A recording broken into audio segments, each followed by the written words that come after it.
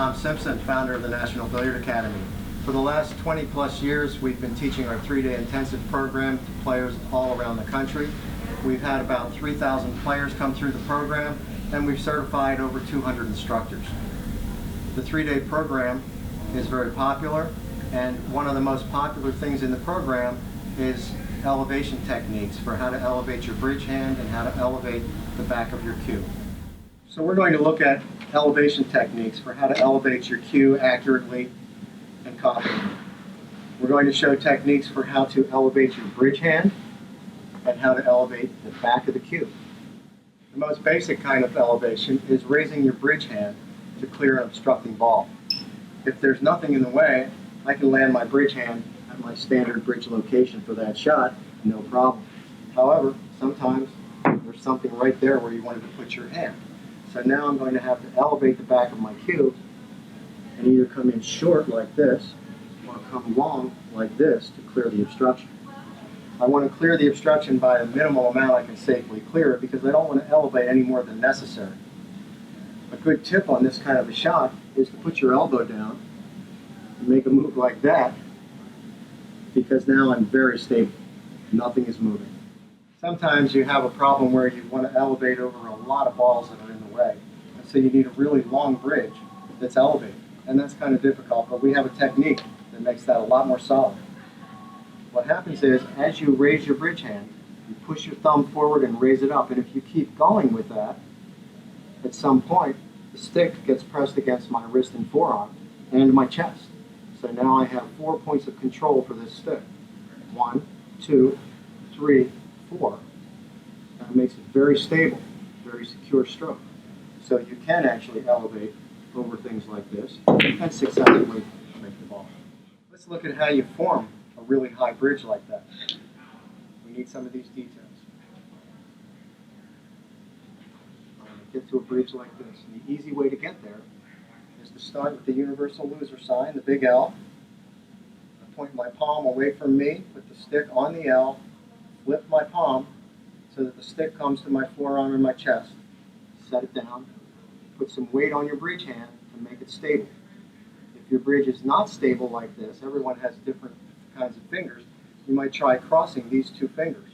It'll give your bridge a lot more strength and stability. It also enables you to set your bridge down inside a cluster more easily with only 3 legs in your bridge rather than 4. It's really vital when you're elevating your cue that you hit the vertical axis of the cue ball. The vertical axis of the cue ball is the center line, the vertical center down the back of the ball. When you hit the vertical axis accurately, the cue ball goes where your stick is pointed. If you're a little bit off in either direction, other things happen. If you're off the vertical axis a bit, that ball is going to swerve. So as you elevate, there's a couple things to bear in mind. One is really be on that vertical axis, and as you elevate, notice what happens as I go higher and higher and higher, my head comes off to the side, which means I'm no longer seeing accurately. So you have to remember that as you elevate, you need to keep your head over the stick in your usual position. Now let's look at how do you elevate the back of your cue when you have to get it really pretty steep. And how do you do that if you're not tall like me? What happens is most people are going to raise the back of the stick until they run out of body and then maybe take your heel off the floor in the back and get a little higher. That may not be enough, and so people will do this or this, which doesn't work very well. So we have a technique that we call elevate to the moon, and it works like this. I call this the classic elevation technique. The stick has a balance point. I'm going to grip forward to the balance point, and it's going to want to float up like that. So I'm going to hold it down this way, this pressure. I'm going to step all the way in, my thigh against the table, making a high bridge, tucking my arm out of the way, lifting that elbow point straight up. Now what happens is I get up to here, and I don't have anything to stroke with. My arm is already folded. So the next move is to take my head down the stick line. So you can see now, I have stroke run. Several years ago, I invented a new type of stroke that works really, really well for elevating really high. I call it the shoulder stroke. Here's what it looks like.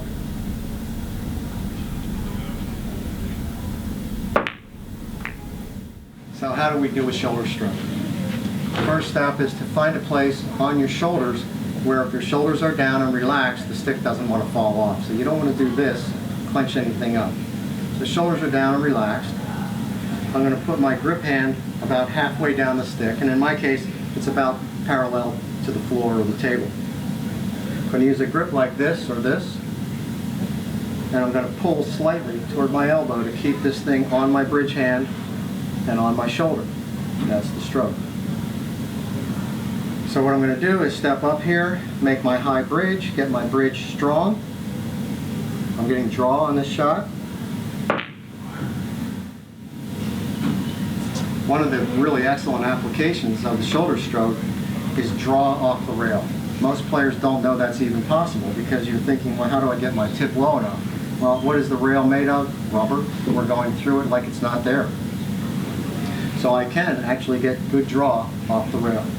I'm going to go a little steeper than that last shot, and I'm going to take 1/2 tip of cushion, meaning I'm going to point the center of my tip at the nose of the cushion, and I'm going to drive through and get draw. One of the applications of the shoulder stroke is to hit a nip draw shot when these balls are very close together. They're about 1/4 inch apart, and I want to be able to hit that ball and not foul, not have a double hit foul. So shoulder stroke, I'm going to get pretty steep, nip draw. Sometimes you want to get draw, but you have to put your bridge hand down in a cluster out in the middle of the table. There's balls in the way here, so I can't really get flat to get draw on the 8-ball. But if I elevate enough, I can get nice draw and pull back into this cluster. I'm going to use the shoulder stroke. I'm going to use my crossed finger bridge and try to work it down into the cluster.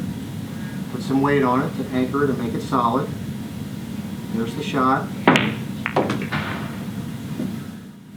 We teach ball jumping at pool school, and we use stinger jump right cues for that purpose. This one's already broken down to jump length, so we're ready to go. What happens is we get some players that are short or have short fingers, small hands, and they can't bridge high enough or elevate high enough to do it in the conventional dart method kind of a way. So I have them do their jump shots with shoulder stroke. And it looks like this. I have an 8-ball hanging in the side pocket over there. I'm going to jump over the 12 to make the 8. I'm going to make my high bridge, anchor it to the cloth, take my strokes and get aimed. Sometimes you need to take an intentional foul, an illegal shot on purpose. It comes up a lot in straight pool, comes up in one pocket, and here and there in other games. So in this case, I've got my cue ball pretty much locked in this cluster of balls, and I want to take a foul so my opponent doesn't have an easy shot after this. I'm going to use the shoulder stroke, and I'm just going to touch the ball. Sometimes you have a situation where there's no way to do a normal bridge here and do what you need to do, especially here if I want to get a little draw off the 11 ball. So I can use an air bridge like this. I'm going to use the shoulder stroke. I'm going to anchor my elbow against my body to get as solid as I can get. And when I feel that I'm solid, I'm going to take the shot. Not everyone's able to put their leg up on the table like this and be comfortable to do that bridge we just showed. You can still do it standing on your feet. I'm going to still brace my elbow against my body. And lean into it and try to get stable with the bridge. Once I feel that I have it, I'm going to take the shot. Sometimes there's room to get your bridge out here in that cluster. But it's really hard to get out there and elevate in the normal way. You just don't have enough arm and body to do it. So we're going to use the high bridge with the turned hand that we showed a little earlier with the shoulder stroke. So here is my bridge, and here's the shot. Those are examples of our techniques and applications for elevating your cue both in the front and in the back. These are legal techniques that will get you out of trouble situations very frequently. If you practice that shoulder stroke, you will find applications for it well beyond what the few are that we've shown here. These are legal techniques, legal shots. You should be able to execute these shots handily. We teach these things and many, many more at Pool School in our 3-day program. To get more information about that program, please visit my website, nationalbilliardacademy.com.